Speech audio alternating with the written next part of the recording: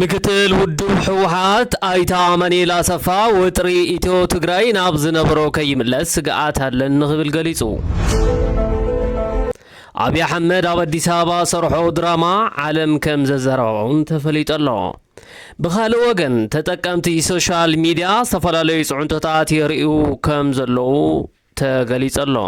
ዝብሉን ካልኦቱን ብዝርዝር ከተዳምጹ ኢኹም።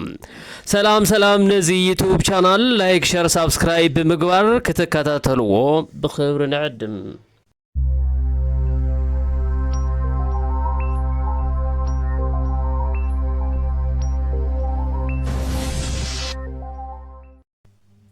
ሕራይሞ ነዚ ቪድዮ ላይክ ጌርኩም ክትጅምሩ ብኽብሪ እንዳዓደምና ወይ ከዓ እንዳዘኻኸርና ሎማዓንቲ ኣብ እዋናዊ ኩነታት ኣመልኪቱ ዝሃቦ መብርሂ ኣይተ ኣማኑኤል ኣሰፋ ዘይሕጋውን ምንቅስቃስ ከም ዝነበረ ስለዚ መንግስቲ ኢትዮጵያ ከዓ ነቲ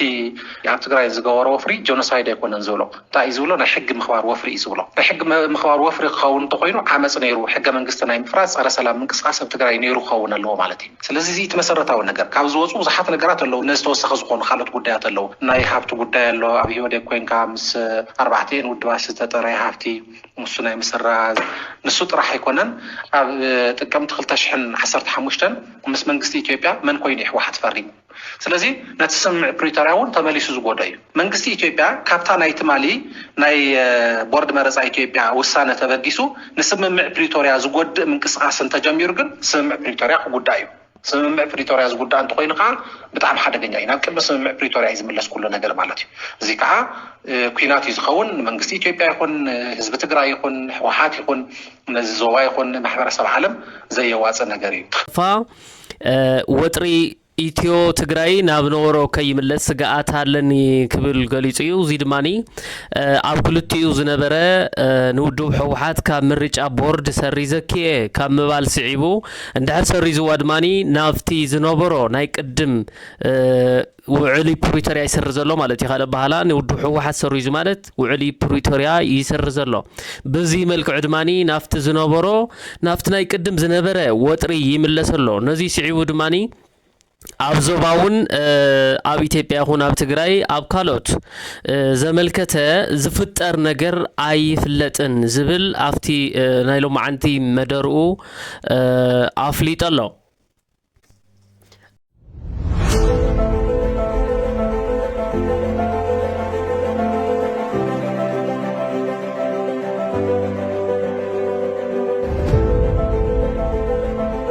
ናይ ዶክተር አብይ አሕመድ ድራማ ነዚ ክትከታተልዎ ፀናሕኹም ኢኹም። ትማሊ ኣብ ዝሓለፈ ኣብ አዲስ አበባ ልዕሊ 1500 ድሮን ብምክራይ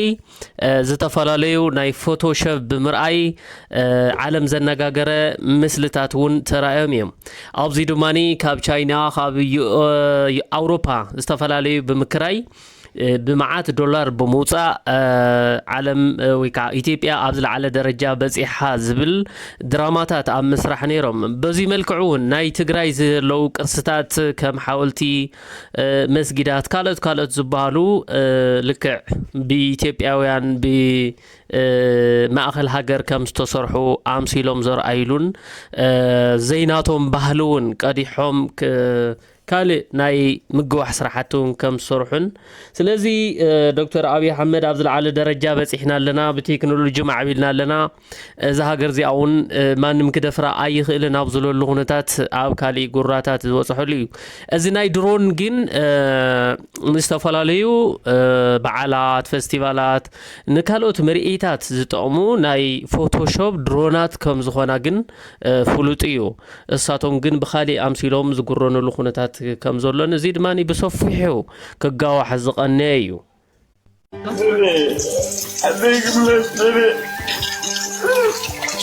سمعني ملي راي ورقات كل صافي كود دنبر اير تكيت كاباي بعلي قريت صدقك تتيكا عد خاريخا كم دليت كان جاكر كات ملس عادي استهدري ሶሻል ሚዲያ ብባህሪኡ ዝጭናቕ እንድሕር ኢኻ ትጭናቕ ዝሕጎስ እንድሕር ኢኻ ትሕጎስ እዩ። ስለዚህ ኣብዚ ሶሻል ሚዲያ ድማ ዝተፈላለዩ ጭንቀታት ዘርእዩን ብዙሓት ነገራት ኣብዚ ቀነዚ ይረኣያለው በተለይ ድማኒ ገሊኦም ብናይ ቤተሰብ ጭንቀት ገሊኦም ከዓ ብዝተፈላለየ ብፅጋብ ብኻልኻሊ ጭንቀታት ይረኣይ ስለዚ ምስ ፈጣሪ ኾንካ ንፈጣሪ ተኣሚንካ ነብስኻ ክትጎድእ ከምዘይብልካ